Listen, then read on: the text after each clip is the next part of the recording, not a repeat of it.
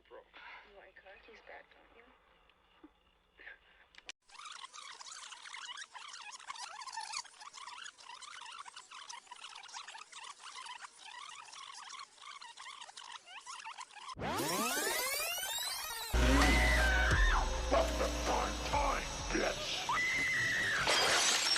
Hello and welcome to Prime Time, bitch! Fini les rêves parties et l'ambiance feel good zombie. Aujourd'hui, je vous propose un peu de mélancolie et on va pas se le cacher, de la déprime en perspective avec un double programme Attaque zombie, confinée et morose. Le premier film de ce double programme n'est autre que La Nuit a dévoré le monde, sorti en 2018 et réalisé par Dominique Rochet. Il s'agit de l'adaptation du roman éponyme de Pete Argaman, sorti en 2012. Alors j'ai introduit cette vidéo par Fini les rêves parties, mais c'est plus ou moins faux puisque La Nuit a dévoré le monde s'ouvre sur une soirée bien arrosée, puis avec notre protagoniste, Sam qui se réveille en lendemain de soirée alors que des morts-vivants ont envahi les rues de Paris. Perdu et désorienté, Sam devra lutter seul pour sa survie face aux monstres en quête de chair fraîche.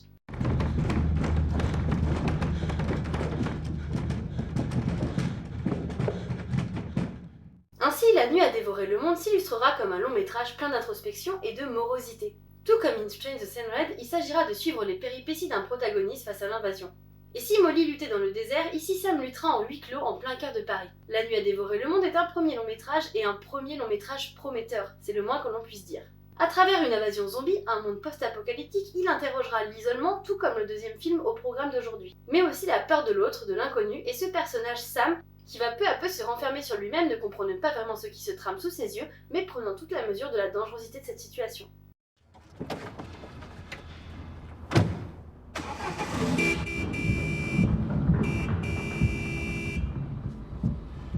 Rentrez!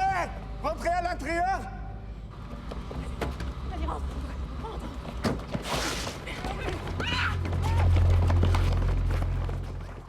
À la manière de Je suis une légende, ici, il n'est pas question de s'unir pour survivre, mais bel et bien de se cacher, de lutter et de survivre seul. Autre changement dans les codes du film de zombie, ici notre personnage n'est pas nomade mais s'enferme dans un lieu auquel il se familiarisera petit à petit. En effet, dans la plupart des films ou séries de zombies, il est question des personnages qui vont se déplacer constamment afin de fuir les zombies. Ici, Sam décide de rester enfermé et de réunir tout ce qui assurera sa survie dans cet appartement parisien où il se cache.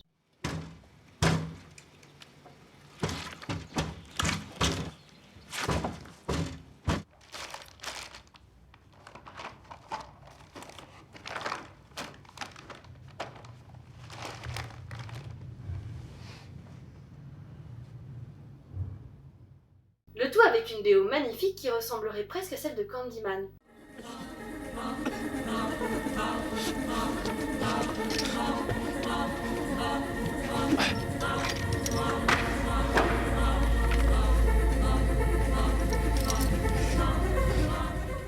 La Nuit a dévoré le monde est une œuvre intimiste fascinante, un coup de cœur personnel qui nous plonge dans l'esprit de Sam comme Je suis une légende le faisait en 1964 avec l'esprit du docteur Robert. La preuve que les Français ne sont pas en reste dans le genre du zombie. Si vous ne l'avez pas vu, foncez!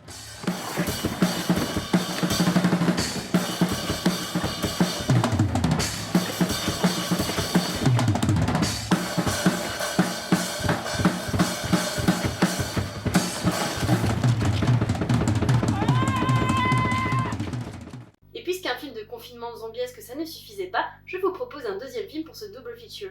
Zoo, sorti en 2018 et réalisé par Antonio Steve Toblen. Dans Zoo, nous allons suivre Karen et John alors qu'ils sont en pleine crise conjugale, et ce depuis la perte tragique de leur enfant. Depuis, le couple ne s'en est jamais vraiment remis et ils vivent dans cette boucle infernale de morosité et dans une relation contrariée. Mais ça c'était sans compter une invasion zombie qui leur tombera dessus et les forcera à vivre malgré eux ensemble, à réellement cohabiter, coincés tous les deux entre ces quatre murs. Outre le cadre de nos protagonistes qui fait étrangement écho à la pandémie que nous vivons actuellement, Zoo ne nous entraîne pas au cœur de la survie face aux zombies, mais bel et bien au cœur d'une relation de couple dans un drame qui se joue sous nos yeux. En effet, il nous dresse le portrait de deux protagonistes forcés de vivre ensemble sans possibilité de fuir la réalité de leur relation. Ce confinement les forcera ainsi à s'unir, à ne faire qu'un, et peut-être bien à résoudre leurs problèmes sous-jacents. Une sorte de thérapie post-apocalyptique, le tout avec quelques moments de fun. Zoo est un film qui oscille entre le drame, la romance et le film de zombies.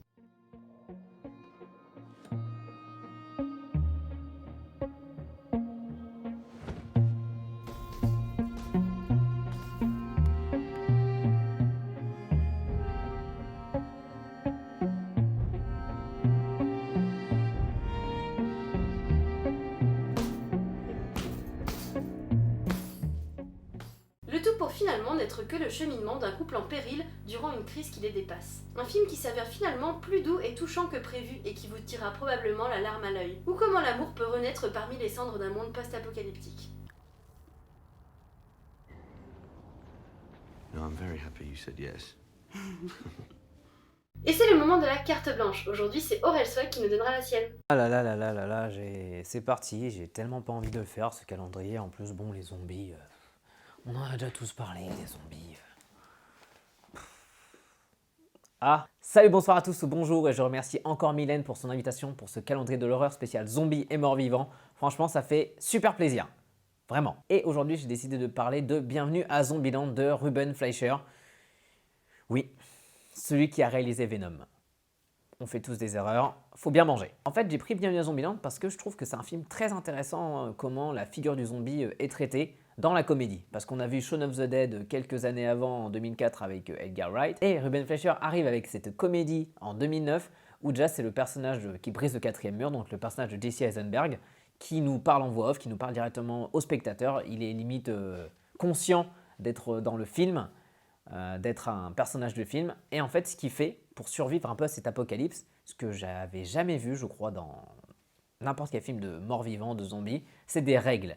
Des règles très très simples, mais qui permettent de survivre. Et par exemple, c'est logique, parce que par exemple, pour survivre à une apocalypse de zombies, vaut mieux avoir du cardio, vaut mieux vérifier les toilettes, vaut mieux tirer une balle dans la tête 2 fois pour vérifier si le zombie est mort. Voilà, en fait, c'est plein de petites règles comme ça qui permettent au personnage un peu de progresser. Et ce qui est pas mal du tout dans la mise en scène, c'est qu'en fait, les règles, en fait, elles sont faites avec des effets sympathique. Et ça, j'aime beaucoup. Les acteurs dans ce film, ils sont vraiment fous. Il y a Woody Harrelson qui est complètement taré, qui fait cette espèce de baroudeur solitaire, et puis que finalement, il va commencer un peu à apprécier cette petite bande. Jesse Eisenberg qui joue du Jesse Eisenberg, mais on aime beaucoup Jesse Eisenberg. Emma Stone et sa sœur aussi, qui jouent 2 survivantes et qui usent de leur charme pour parvenir à leur fin. Enfin voilà, c'est une comédie qui est vraiment très très très drôle, qui est très slapstick. Justement avec les zombies, on les écrase, leur tête explose. Enfin, c'est vraiment de la violence gratuite pour les zombies. Donc c'est assez violent. Ces personnages, ils n'ont pas de nom.